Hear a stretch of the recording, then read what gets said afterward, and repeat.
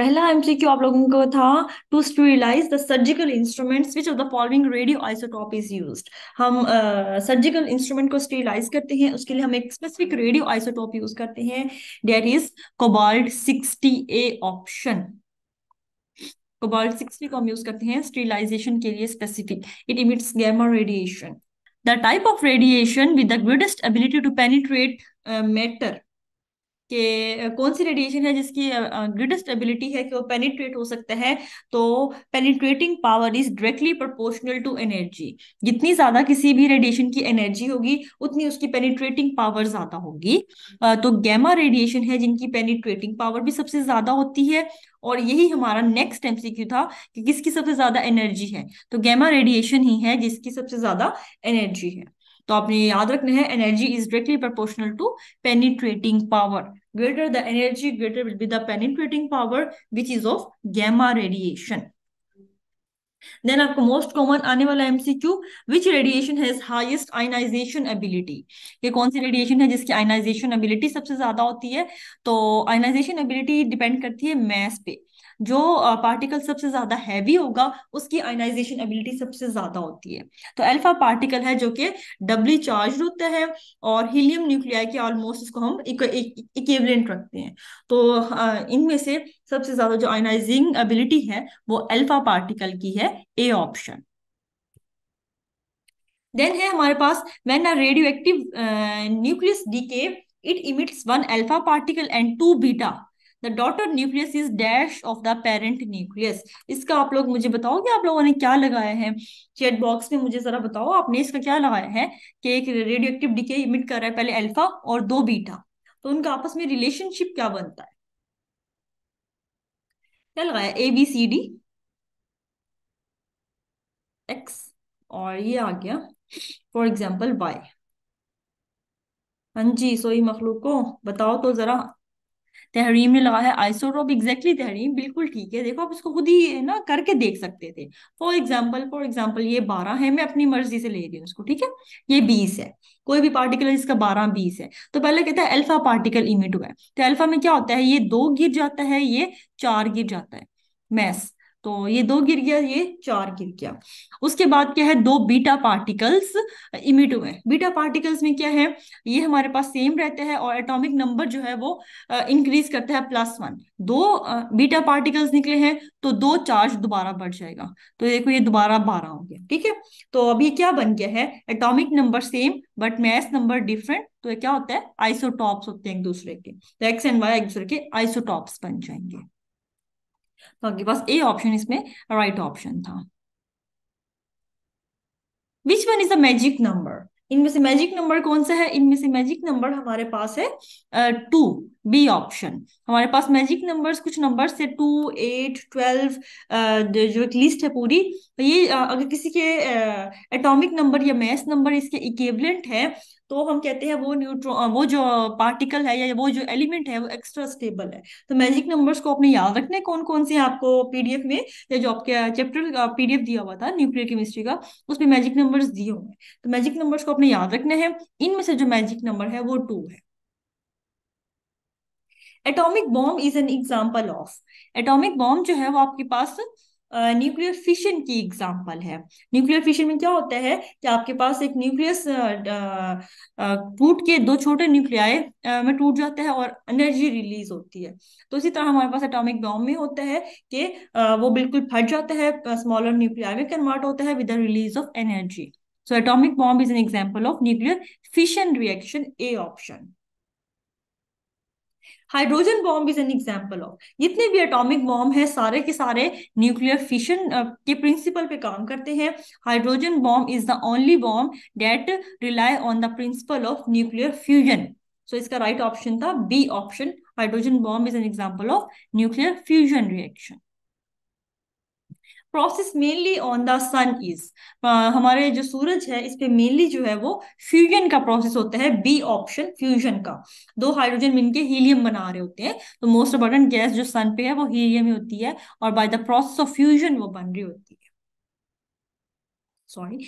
Then आपके पास next MCQ है जी, the atomic number decreases by 2 during which type of radiation, कि कौन सी रेडिएशन में आपका एटॉमिक नंबर 2 गिर रहा होता है। अभी हमने डिस्कस किया है अल्फा पार्टिकल्स में एटॉमिक नंबर 2 गिरता है, एटॉमिक मास 4 गिर रहा होता है। तो आपके पास एटॉमिक नंबर 2 गिर रहा होता है जब आपके पास अल्फा रेडिएशंस इमिट हो रही होती हैं किसी भी पार्टिकल में। ओके जी, नेक्स्ट एमसीक्यू हमारे पास था, the atomic number increases by 1 during which type of radioactive decay. Mostly आपको अल्फा बीटा गैमा में से ही पूछता है।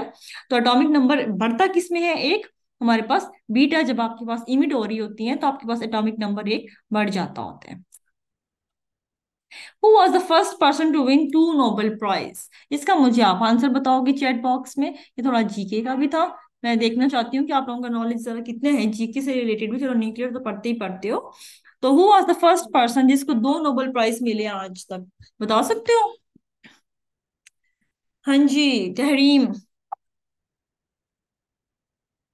Who was the first person to win the Nobel, Marie Curie. Exactly, Marie Curie जो थी इसको, हाँ पहली बार हाँ नोबेल प्राइज मिले थे, दो दो, एक भी नहीं। X-rays are an example of which type of radiation, X-ray हमारे पास गैमा रेडिएशन की टाइप है, गैमा रेडिएशन की एग्जाम्पल है। देन आपके पास है, after 3 half lives what fraction of the original radioactive remains, कि 3 हाफ लाइफ के बाद आपके पास कितना फ्रैक्शन रह जाता है। देखो ये मेरे पास फॉर एग्जांपल एक है, उसने एक बटा में पूछा ना, फॉर एग्जांपल स्टार्ट में 1 है, तो एक हाफ लाइफ गुजरी, कितना रह गया, हाफ रहता है, 1/2 रह गया। फिर दूसरी हाफ लाइफ गुजरी, इसका आधा रह जाएगा, 1/4 रह गया। फिर तीसरी हाफ लाइफ गुजरी तो इसका आधा, 1/8 रह जाएगा। तो आपके पास 3 हाफ लाइफ के बाद क्या हो जाएगा, 1/8 पार्ट रह जाएगा। सी ऑप्शन आपके पास राइट ऑप्शन है।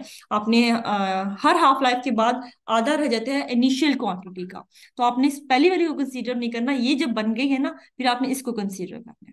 फिर इसके बाद ये बन गई है तो इसको इसका हाफ कर देना है, तो आप हाफ हाफ हाफ हाफ करते जाते हो जितनी हाफ लाइफ आपको दी हो। अब वो इसका पूछ लेता फॉर एग्जाम्पल, तो क्या हो जाएगा, 4 हाफ लाइफ के बाद 1/16 रह जाएगा आपके पास, फिर 1/32, इस तरह बढ़ता जाएगा। Binding energy is energy that is equivalent to, binding energy हमारे पास इक्विवेलेंट होती है मास डिफेक्ट के। A option is the right one. Einstein की बहुत इंपॉर्टेंट इसमें इक्वेशन जो होती है, E is equal to binding energy delta E is equal to delta M C square. C square is the speed of light जो कि constant है। तो वो कहते हैं मैस को एनर्जी में, एनर्जी को मैस में हम कन्वर्ट कर सकते हैं। तो बाइंडिंग एनर्जी जितनी ज्यादा आपके पास होगी मतलब उतना मैस कम हुआ इस चीज का। तो मैस एंड एनर्जी डिस्ट्रॉय नहीं होते, एक दूसरे में इंटर कन्वर्टिबल होते हैं अकॉर्डिंग टू आइंस्टाइन।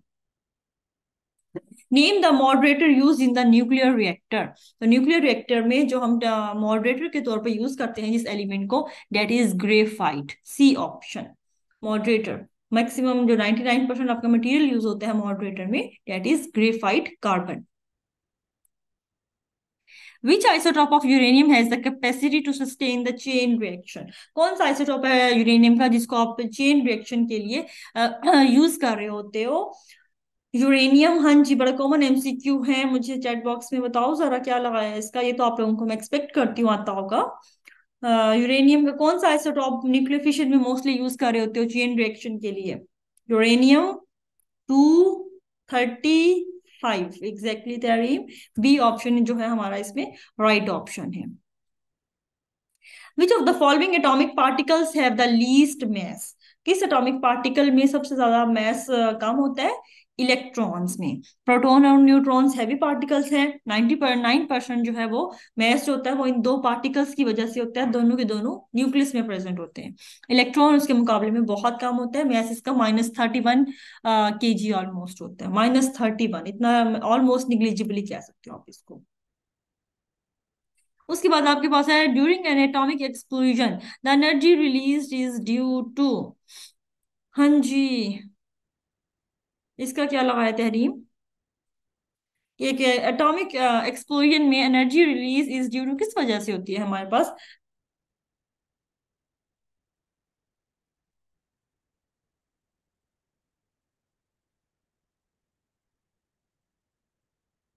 हम्म। इस- और अच्छा, और भी बच्चे बैठे हैं, सबका व्यू लो। और कौन कौन बैठे है जरा? अलीना, हीरा, बाकी तो एक मैं ही हूँ। अलीना, आपने क्या लगाया है? अलीना ने बी लगाया है। अच्छा, ठीक हो गया है। हमारे पास बी ऑप्शन ही जो है वो राइट ऑप्शन है।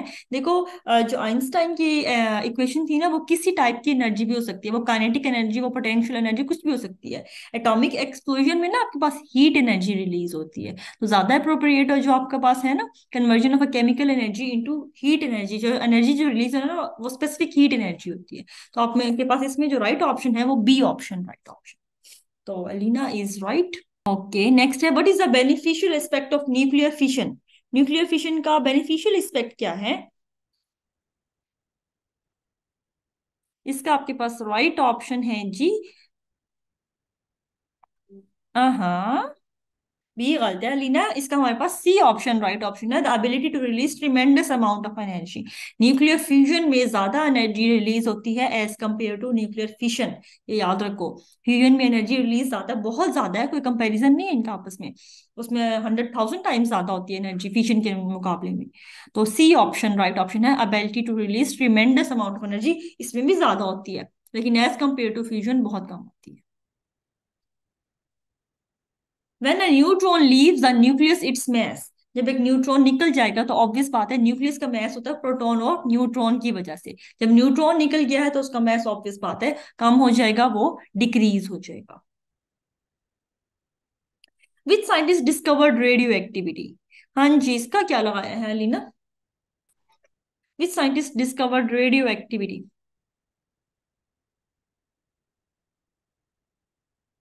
डी ऑप्शन बिल्कुल ठीक है। हमारे पास radioactivity was discovered by Henri Becquerel, तो ऑप्शन में नहीं दिया गया हुआ, तो आपके पास क्या आ जाएगा? नन ऑप्शन आ जाएगा। हैव, ओ, इसमें थोड़ा सा कौन सी टर्म है पूछी हुई है, खैर वो भी ठीक है। Have same atomic number but different mass numbers, ये किस चीज की डेफिनेशन है? बहुत सिंपल है, आइसोटॉप्स की है, कि एटॉमिक नंबर सेम है, मास नंबर डिफरेंट है। अगर इसका बिल्कुल उल्टा आ जाए फिर क्या लिखोगे? Having different atomic number but same mass number, तो इसका ऑपोजिट बिल्कुल होते हैं आइसोबार्स, याद रखना। आइसोटॉप्स आर बिल्कुल कि जो बिल्कुल ऑपोजिट चीज है वो है आइसोबार, उसमें उल्टा हो जाता है। एटॉमिक नंबर डिफरेंट होता है, एटॉमिक मास सेम होता है, ये डिफरेंट एलिमेंट्स होते हैं मोस्टली। ये क्या होते हैं एक दूसरे के, एक का एक आइसोटोप होता है, दूसरे का दूसरे वाला आइसोटोप होता है, लेकिन इनका मास नंबर सेम हो जाता है, एटॉमिक नंबर डिफरेंट हो जाते हैं। When a radioactive substance is subjected to a vacuum, the rate of disintegration per second। हाँ जी लड़कियों, इसका क्या लगाया है कि रेडियोएक्टिव सब्सटेंस को वैक्यूम में ले गई हो तो रेट ऑफ डिसइंटीग्रेशन पर सेकंड पे क्या फर्क आ गया? ये बढ़ जाएगी, कम हो जाएगी, कांस्टेंट रहेगी, या क्या हो जाएगा?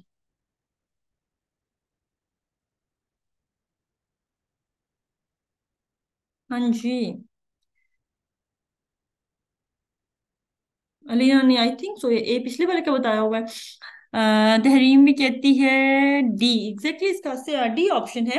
रेडियो एक्टिव के जितने भी रिएक्शंस है, रेडियो एक्टिविटी जो है वो इंडिपेंडेंट है एक्सटर्नल फैक्टर्स पे। चाहे टेम्परेचर बढ़ा दो कम कर दो, रेडियो एक्टिविटी पे कोई फर्क नहीं पड़ता, उसकी जो हाफ लाइफ है वो वही रहेगी, उसने उसी टाइम पे डिसइंटीग्रेट होना है हाफ लाइफ के बाद इनिशियल अमाउंट पे।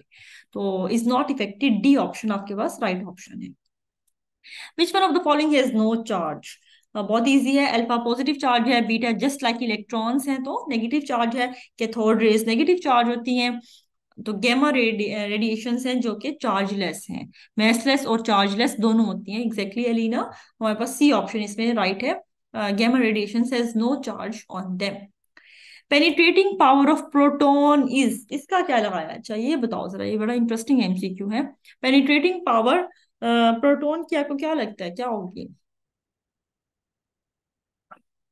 एग्जैक्टली ग्रेटर देन इलेक्ट्रॉन, अभी मैंने बताया जिसका मैस ज्यादा उसकी पेनिट्रेटिंग पावर ज्यादा, तो प्रोटॉन का मैस इलेक्ट्रॉन से ज्यादा है, न्यूट्रॉन से थोड़ा बहुत कम होता है।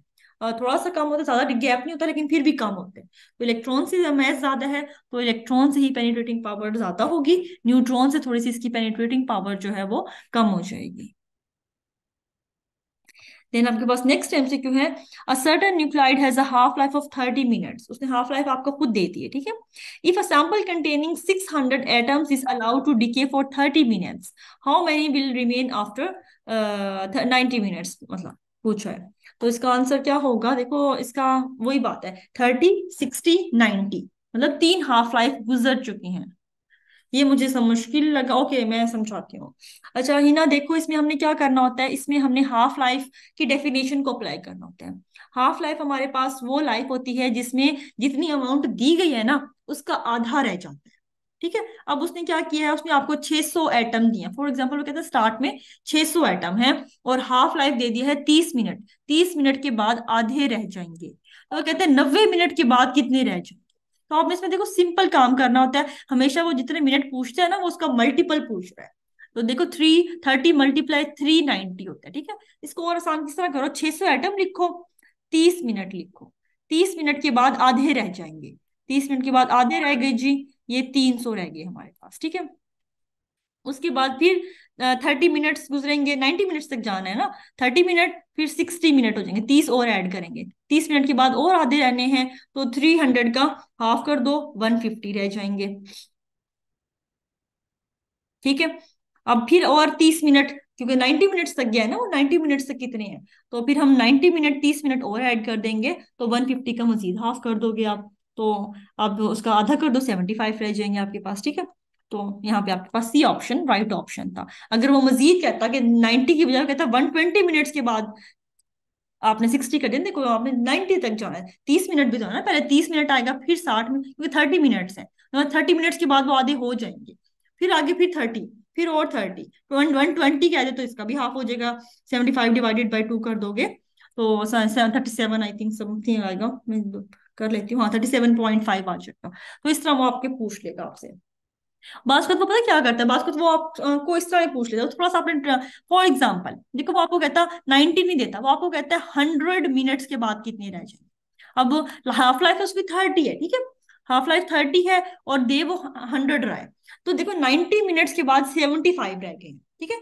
और 120 के बाद आपको पता है कि 120 के बाद 37 रह जाएंगे, 37.5 रह जाएंगे, तो 100 में कितने रहेंगे, इनके दरमियान में वो ऑप्शन लाजमी देगा, वो लाजमी देगा 75 से थोड़े से कम हो जाएंगे, 37 से ज्यादा होंगे, अराउंड अबाउट 60 समथिंग हो जाएगा। तो वो आपको ऑप्शन देगा, तो थोड़ा सा दिमाग का यूज करने हैं कि बात एग्जैक्ट मल्टीपल नहीं दे रहा तो कोई मसला नहीं, वो करीब तरीन ऑप्शन देगा आपको, तो आपने उसको थोड़ा सा जज करके लगा देना है उसको। ओके जी, मूविंग टुवर्ड्स और नेक्स्ट एमसीक्यू, हाफ लाइफ से एक एमसीक्यू लास्ट में आएगा, मोस्टली वो डेफिनेशन देता है, बिकॉज एफपीएससी में केमिस्ट्री इतनी मुश्किल नहीं आती, 90% चांस है वो देगा। उस टाइम को क्या कहते हैं जब इनिशियल अमाउंट का हाफ रह जाती है, तो आपको कहोगे हाफ लाइफ, लेकिन वो दे सकता है आपको न्यूमेरिकल भी, ऐसी कोई मुश्किल चीज नहीं है इसके लिए। अच्छा इसका क्या लगाया, most reactive element of the periodic table, sodium potassium caesium fluorine, exactly अगर मोस्ट रिएक्टिव ग्रुप की बात की जाए तो वो हमारे पास एल्कली मेटल का ग्रुप है। अब इसमें थोड़ी सी स्टेटमेंट बात कर, अगर मोस्ट रिएक्टिव एलिमेंट दे तो आपने सीजियम ही लगाना है, मोस्ट रिएक्टिव मेटल दे तब भी सीजियम ही लगेगा, मोस्ट रिएक्टिव नॉन मेटल पूछ लेना फिर आप फ्लोरीन पे जाओगे, तो नॉन मेटल जो है वो फ्लोरीन है, बाकी मोस्ट रिएक्टिव मेटल ये एलिमेंट जो है ना वो आपका सीजियम ही है। ठीक हो गया, अभी बच्चे पढ़ने लगे हैं थोड़ा थोड़ा सा है। Okay pick the right one, जल्दी से बताते जाना है, सारे मुझे इसका आंसर देंगे इंग्लिश और बीएड का, तो तीन से राइट स्टेटमेंट कौन सी है, perhaps, there is a little, there is a few, there is little, none of these.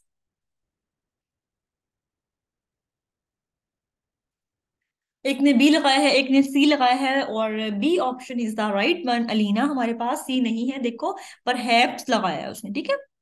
Perhaps का मतलब क्या है, वो खुद श्योर नहीं है, उसको खुद नहीं पता कितना है, और जब आपके पास सर्टेनिटी ना हो तो आप क्या लगाती हो, अ लिटिल। ओ अच्छा, आप फ्यू क्यों लगाए ही ना, बी तो बिल्कुल नहीं हो सकता, ऑयल को गिन सकते हो आप, फ्यू हम लगाते हैं नंबर्स के लिए, ए ऑप्शन बनेगा इसमें right option, a little, a little uh few. पहले तो ये चीज देखो, इसमें थी हमारे पास तीन चीजें, एक होता है आ लिटल, एक सिंपल लिटल, एक the little.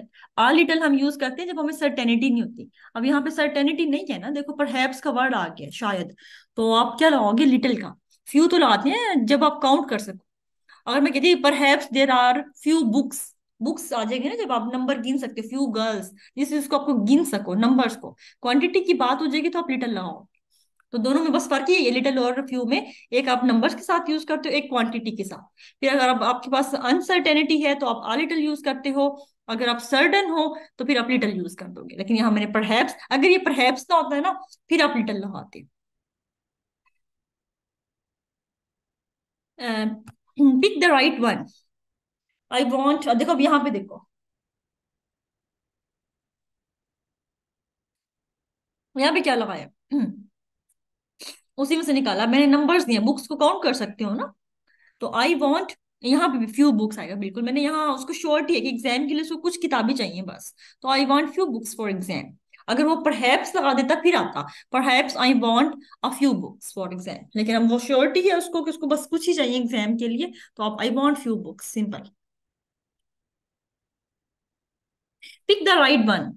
Many a boys were, many a boys was, many a boy was taking exercise there। अगली चीज कॉमन है, तो अपने इन्हीं में से डिसाइड करने पहली वाली चीजों में से।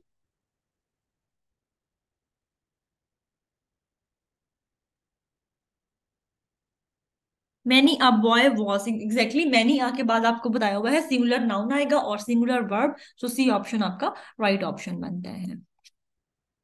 ओके, आप इतना नेक्स्ट बताओ, मैं इतना रिमूव कर दूं, इतना गन मच गया। Pick the right one. He drank the whole milk, all the milk. Exactly, he drank, quantity के लिए हम क्या लगाते हैं, होल का बस लगाते हैं। तो आपके पास ए ऑप्शन जो है वो राइट ऑप्शन है, he drank the whole milk. और होल से पहले आप दा लगाते हो, ऑल के बाद दा लगाते हो, लेकिन ऑल आप नंबर्स के लिए लगाते हो, होल आप क्वांटिटी के लिए, मिल्क की क्वांटिटी होती है, नंबर नहीं होता। तो आप ए ऑप्शन राइट ऑप्शन बन जाएगा। Pick the right one. ये बहुत इजी था, कॉमन और म्यूचुअल का आपको बताया हुआ था रूल कि म्यूचुअल हम यूज करते हैं दो के लिए, कॉमन हम यूज करते हैं मोर देन टू। तो हस्बैंड एंड वाइफ बस दो का जिक्र है तो उनका म्यूचुअल लव है। लेकिन बी ऑप्शन है क्योंकि लव सिंगुलर क्वांटिटी है, तो mutual love between husband and wife was lost. यहाँ पे वर्ब यूज कर दिया है तो वर्ब गलत यूज की हुई है। तो बी ऑप्शन आपका इसमें राइट था। Pick the right one.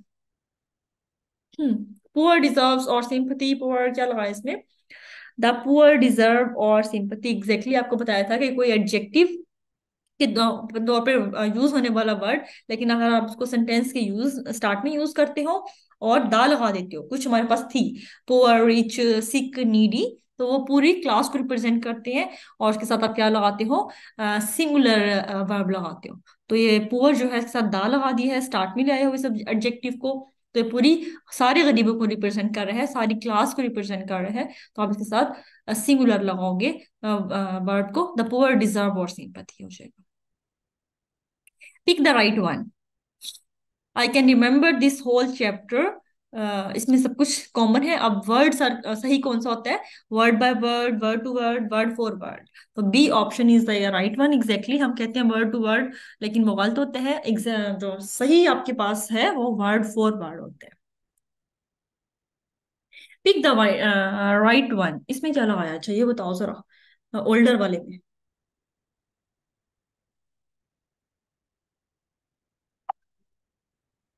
Aslam is older than Anwar, बिल्कुल ए ऑप्शन बनेगा अलीना, क्योंकि बता नहीं रखा कि वो एक ही फैमिली से हैं। अगर नहीं बता रखा तो मतलब डिफरेंट फैमिली से हैं। अगर था ना असलम इज एल्डर ब्रदर आ जाता, फिर आप लिखते Aslam is elder brother than Anwar, कि एक ही फैमिली से हैं।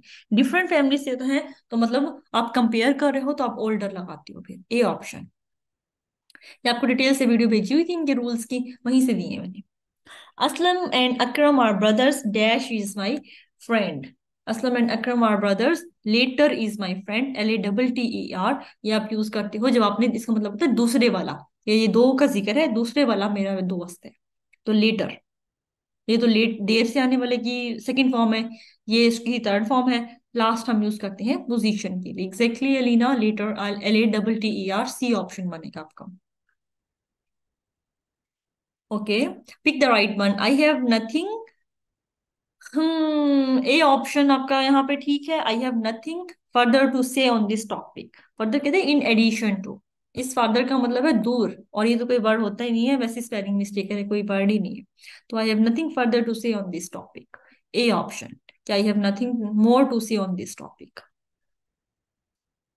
ओके, बीएड है आपके पास। An ECE teacher stands for, ECE का एब्रिविएशन अक्सर पूछ लेता है आपसे। Early childhood educator, B option आपका इसमें राइट ऑप्शन है। Early childhood educator. Problem students are those, हम एक टर्म यूज करते हैं बीएड में, प्रॉब्लम स्टूडेंट। प्रॉब्लम स्टूडेंट्स वो हैं जिनके प्रॉब्लम ही प्रॉब्लम होते हैं, आप जैसे हैं सारे जिनके कोई ना कोई मसला होता है और उनको सॉल्व करना होता है। मोस्टली कौन से, शायद की 7-8 पॉइंट्स थे, तो शायद वॉयलेंट टॉकेटिव सारे उस कैटेगरी में आते थे। तो ऑल ऑफ दीज इसका ऑप्शन था बिल्कुल।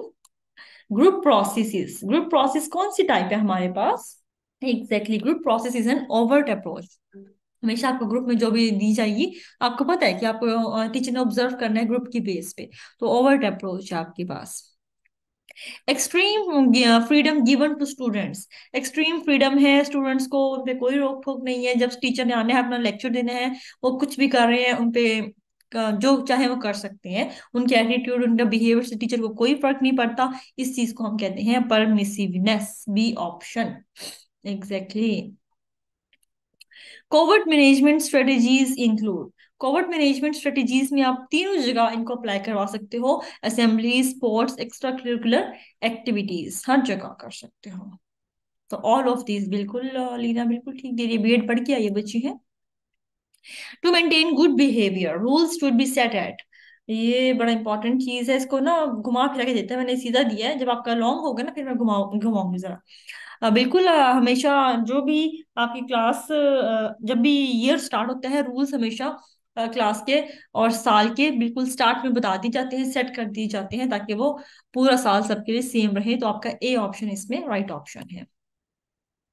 The formal determination of the quality, effectiveness और value of a program, product, project, process, objective और curriculum, किसी भी चीज की क्वालिटी को डिटरमिन करना इज कॉल्ड इवेल्युएशन। सिंपल। और इवेल्युएशन सबसे ज्यादा हमेशा किसी भी चीज का कॉम्प्लेक्स प्रोसेस होता है और एट द एंड आने वाला प्रोसेस होता है।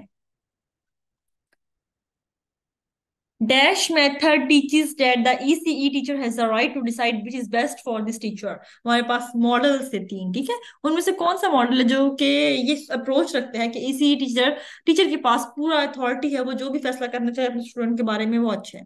वो उसको कोई भी पनिशमेंट दे सकते हैं, बुरे काम करने पे, अच्छे काम करने पे वो उसको रिवॉर्ड देगा। तो टीचर के पास पूरी अथॉरिटी है अपने स्टूडेंट के बारे में डिसीजन लेने के लिए। इस मॉडल को हम कहते हैं assertive model, A option. assertive model gives 100% authority to teacher to take decision about their students। assertive method was given by, assertive method was given by कौन सा है भाई साइंटिस्ट, ए, बी, सी और डी। डी तो नहीं है, ऑप्शन है। हाँ जी अलीना, साइंटिस्ट का रट्टा मारा हुआ है। अच्छा, लीना ने तो नहीं पढ़ा। पार्टिसिपेंट्स कौन कौन बैठे हैं। हिना, हीरा, तहरीम। तहरीम इसका क्या लगाया हुआ है। हीरा और हिना तो आज पार्टिसिपेट नहीं कर रही मेरे ख्याल से, बस सुन रही है हमें है। हाँ जी। assertive method was given by, पहली पहली लाइन थी वैसे ये, या शायद दूसरी लाइन थी कि assertive मेथड किसने दिया था। क्यों भाई हिना, क्यों गलत है। हालांकि आसान था, टेस्ट मैंने मुश्किल तो नहीं बनाया बीएड के, ये मैंने खुद ही बनाया था उसे पढ़ के। इनफेक्ट मैंने आपको वीडियो भी सेंड की थी, जो वीडियो में बोला हुआ है ना मैक्सिमम मैंने वही दिया आपको, कोई नई चीज नहीं दी। रिवाइज नहीं किया इसलिए गलत हो गए हैं। अच्छा चलो कोई बात नहीं है। अच्छा, इसका ए ऑप्शन राइट ऑप्शन है। ली केंटर जो था हमारे पास, वो साइंटिस्ट था जिसने हमारे पास एसर्टिव मॉडल दिया था। वैसे ली आपके पास बीएड में ना मैंने दे दिया, इसमें इस टाइप के क्वेश्चन कम आते हैं जो ईयर्स पे हो या साइंटिस्ट पे हो। मोस्टली एसर्टिव मेथड को अप्लाई करवाते हैं। वो कोई आपको स्टेटमेंट देगा कि ऐसा ऐसा हुआ, टीचर ने टोटल डिसीजन ले लिया, ठीक है। तो ये कौन सा मॉडल है, तो आपको एसर्टिव मॉडल पता होगा तो आपको होगा ना कि इस पे अप्लाई कर रही हो क्या है। तो एसर्टिव मॉडल मैंने आपको बताया है, teacher has the full authority to take decision about their children. Punishment given in assertive model. अब देखो असर्टिव मॉडल क्या कह रहा है कि टीचर के पास फुल अथॉरिटी है कि वो उसको बारे में डिसीजन ले सकते हैं। अगर वो रूल तोड़ रहा है तो टीचर पनिशमेंट रख सकता है। और असर्टिव मॉडल की पनिशमेंट को हम पॉजिटिव कंसीडर करते हैं, बी ऑप्शन के। पनिशमेंट में वो मुख्तलिफ टाइप्स की रखेगा। फॉर एग्जाम्पल डिफरेंट रूल्स रख देगा। अगर कोई क्लास में बोलेगा तो उसकी ये पनिशमेंट है, कोई देर से आएगा तो ये पनिशमेंट है, टेस्ट में मार्क्स गंदे लेगा तो ये पनिशमेंट है। डिफरेंट रूल्स ब्रेकेज पे वो डिफरेंट पनिशमेंट रखेगा। लेकिन एजर्टिव मॉडल में टीचर अपने स्टूडेंट को पनिशमेंट दे सकता है, ये उसके जायज हक है स्टूडेंट के गलत बिहेवियर पे। वरना मोस्टली हम बीएड में जो अप्लाई करते हैं ना पनिशमेंट, उसको हम नेगेटिव में लेते हैं कि ज्यादातर पनिशमेंट को हम नेगेटिव में, लेकिन एजर्टिव मॉडल में पनिशमेंट पॉजिटिव कैरेक्टर रखती है कि टीचर के पास अथॉरिटी है, वो स्टूडेंट को पनिश कर सकता है। परमिसिवनेस इज कंसीडर्ड एज, परमिसिवनेस को हम नेगेटिव लेते हैं बिल्कुल अलीना, कि एक्स्ट्रा अथॉरिटी देना और टीचर का बस ये समझना कि उसका काम जस्ट पढ़ाना है, इट्स अ नेगेटिव अप्रोच। और हमारे टीचर हमें कहते थे कि टीचर का काम सिर्फ पढ़ाना नहीं होता। जब मैंने स्टार्ट किया था अपनी लेक्चरशिप का यूनिवर्सिटी से, तो यूनिवर्सिटी की एचओडी ने पहले दिन हमारे साथ मीटिंग की थी, बिकॉज हम नए नए थे, थोड़ी यंग लेवल पे गए थे। तो उन्होंने पहली बात यही की थी कि बेटा पढ़ाना तो मकसद है ही है, आप लोगों की बातें बच्चा सुनता है। अल्हम्दुलिल्लाह हमारे पाकिस्तान के एनवायरनमेंट ऐसा है कि अभी भी बच्चे रिस्पेक्ट करते हैं टीचर्स की। तो आप जो कहोगे वो बच्चे सुनेंगे। आप सफाई का, इस्लामियात के बारे में छोटी मोटी बातें बताना, नमाज के बारे में बताना, हमारे दीन की तरफ लेके जाना, ये भी एक टीचर का रोल होता है। सिर्फ पढ़ाना नहीं हो जाता कि उसने साइंस केमिस्ट्री पढ़ाई चलो जी, लॉस तो पढ़ाना ही ऑब्वियसली उसका है। लेकिन स्टूडेंट फिर भी सुनते हैं हमारी। 100 की क्लास है ना तो 10 नहीं सुनेंगे, 90 अभी भी सुनते हैं। अल्हम्दुलिल्लाह हमारे पाकिस्तान में टीचर की रिस्पेक्ट है अभी भी। तो टीचर का काम बाकी करेक्टर बिल्डिंग भी होता है, सिर्फ केमिस्ट्री पढ़ाना नहीं होता। Students misbehaviour is based on their unmet needs. This is logical consequence model. Student वो कहता है कि मिसबिहेवियर, स्टूडेंट नहीं कोई भी मिसबिहेवियर वो कहता है। मोस्टली हम बीएड को अप्लाई कर रहे हैं तो हम क्लास के ले सकते हैं। वो कहते हैं स्टूडेंट के जो मिसबिहेवियर है क्लास में, उसकी कोई अनमेट नीड है। अब वो क्लास के अंदर से भी हो सकती है, वो फैमिली के अंदर से भी हो सकती है। जिसने भी ये मॉडल दिया था, मुझे उसका नाम नहीं याद, इसका भी नाम लिखा हुआ है, आपने एक बार फिर भी नाम को याद में रखना है। तो उसका कहना था कि उसने एग्जांपल दी थी पेरेंट्स की। वो कहता है एक पेरेंट्स के 4 बच्चे हैं, तो हर पेरेंट्स हर एक के साथ डिफरेंट बिहेवियर करता है। कोई ऐसा बच्चा फॉर एग्जांपल जिसके साथ अलग रवैया रखा जा रहा है, बाकी तीनों को सजा नहीं दी जा रही और वो गलत काम करते हैं, एक को दी जाए तो मतलब उसके साथ ज्यादती हो रही है, उसके बिहेवियर में बहुत फर्क होगा बाकी 3 की निस्बत।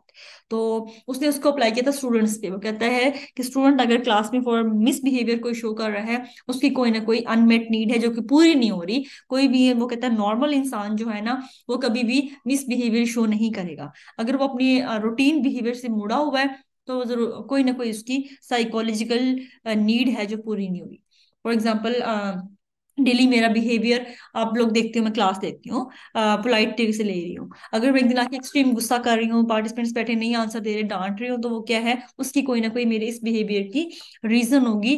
कोई ना कोई मेरी बिहेवियर अननीट होगी उस दिन। या तो मेरी कोई, आप कह सकते हो कि नींद पूरी नहीं हुई, तो मैं कहूंगी कि बस जल्दी जल्दी चिड़चिड़ापन में कर रही होंगी। या फिर मुझे किसी से डांट पड़ी होगी, तो ये रीजन, कोई ना कोई रीजन होगी। वो कहता है मिसबिहेवियर खुद ब खुद शो नहीं करता कोई भी इंसान, तो अनमेट कोई ना कोई नीड होगी उसकी जिसकी वजह से मिसबिहेवियर कर रहा है। तो ये मॉडल है लॉजिकल कंसीक्वेंस। जो आपको पीडीएफ दिए गए थे उसमें बस उसकी डेफिनेशन थी। अगली जो आज आपको सेंड किया जाएगा उसमें लॉजिकल कंसीक्वेंसेस की डिटेल है, उसकी में उसके एस्पेक्ट्स, उसके सब कुछ डिटेल है। तो ये तीनों मॉडल आपने ध्यान से करने हैं। अगर थोड़ा अगली बार में भी असर्टिव मॉडल को भी एक बार दोबारा से देख लेना। बाकी इकोलॉजिकल कंसिक्वेंसेस और तीसरा एक और भी है, तो वो आगे फिर आ जाएगा। इन ये तीनों मॉडल्स जो इस तरह टाइप्स की चीजें हैं ना, इनको आपने बहुत ध्यान से करना है। पेपर में वो आपको ना कंडीशंस बना के ये मॉडल अप्लाई करवा रहा होता है। वहां की स्टेटमेंट्स बहुत लंबी लंबी आती हैं, इस बार मैं दूंगी इंशाल्लाह आप लोगों को। अभी जरा ये चल रहा है, जब आपके लॉन्ग टेस्ट स्टार्ट होंगे ना, इस बार मैंने आप लोगों को अप्लाई करवाना है उस पर। लास्ट में अप्लाई नहीं करवाया था मॉडल्स को, इस बार अप्लाई करवाएंगे आपको कंडीशंस देख के। ठीक हो गया है? Excuse me ma'am. बताओ। मैम अस्सलाम वालेकुम। मैम मैंने एक रिक्वेस्ट ये करनी थी कि ये जो आप अभी कह रही हैं कि आप कंडीशंस देंगी या फिर जी जी कोई भी एप्लीकेशन बेस्ड जी जी जी। एमसीक्यूज ठीक बीएड हो के, गया। तो मोस्टली वो ये वाले आ रहे होते हैं हाँ ना कि मोस्टली जिसमें वो कंडीशंस देते हैं कोई बिल्कुल। बिल्कुल कंडीशन दे रहे होते हैं, कोई उन्होंने सिनेरियो प्रोवाइड किया होता है ये प्रोवाइड जिसमें किया से होता हमें तो ऐसा लगता है है। कि सारे ही ठीक हैं। तो अब ये बड़ा कंफ्यूजिंग हो जाता है। चलो नेक्स्ट तो टाइम से उसकी आपको अभी थोड़ी अप्लाई करवा देंगे। पहले मेरा मूड था लॉन्ग में, लेकिन इस बार नेक्स्ट आपको लगता है कि उसी टाइप मतलब ऐसे भी आते हैं वैसे। आपके 20 मार्क्स के आने हैं ना, तो 10 इजी आते हैं, 10 वैसे आते हैं, क्योंकि मैंने टेस्ट दिया हुआ है। 10 कर लोगे, 10 सिनेरियोज आते हैं, बिल्कुल आते हैं, क्योंकि टीचिंग मेथोडोलॉजीज में मैं मोस्टली, मेरी आदत थी, मैं वही देती थी। इसमें स्लाइड्स बहुत ज्यादा था, मेरा ये था कि आप लोग बच्चे ना नए भी काफी सारे हैं, मुझे नहीं पता पुराने वाले हो नए वाले हो। जो नए वाले हैं ना, मैं कहती पर वो एटलीस्ट स्लाइड्स तो गो थ्रू करें ना, 10 MCQs तो कवर हो, फिर टेस्ट में उनको मैं सिनेरियोज भी प्रैक्टिस करवा दूं। लेकिन आप लोग कह रहे हो तो हम फिर हाफ हाफ डिवाइड कर लिया करेंगे, कि हाफ सिनेरियो कर देते हैं, हाफ जनरल कर लेते हैं। यस। और मैम एक और चीज़, ये जो एक एमसीक्यू ऊपर एक गुजरा है जिसमें पेनिट्रेशन पावर के बारे में पूछा हुआ है, हाँ। कंपेयर किया हुआ है इलेक्ट्रॉन और प्रोटॉन की। तो हम्म। उसमें मुझे लगता है कि आंसर प्रोटॉन होना चाहिए कि प्रोटॉन की जो पेनिट्रेशन पावर है हम्म। वो कम है, less than electron, because electron is penetration lighter power ना इन मैंने मास। पेनिट्रेशन पावर मैंने ना उसमें दिया है अल्फा बीटा गैमा में, मैंने इसमें दिया ही नहीं, इलेक्ट्रॉन प्रोटॉन में नहीं दिया मैंने पेनिट्रेशन। मैम वो एक एमसीक्यू है अच्छा अच्छा, जिसमें वो ठीक है पूछ ठीक है। रहे हैं, एक है वो जिसमें less than electron greater than electron, ये वाला हम्म। Penetrating power of proton is, तो ये लेसर देन इलेक्ट्रॉन होनी चाहिए ना, क्योंकि इलेक्ट्रॉन तो लाइट है, उस लाइट इन मैस है। इसका ना ये मैंने उठाया था आपके साइट से, इसको मैं दोबारा 100% कंफर्म भी कर लूंगी, फिर मैं आपको इसको डिटेल से बता भी दूंगी, लेकिन इसका जो आंसर वहां था वो ग्रेटर देन इलेक्ट्रॉन था।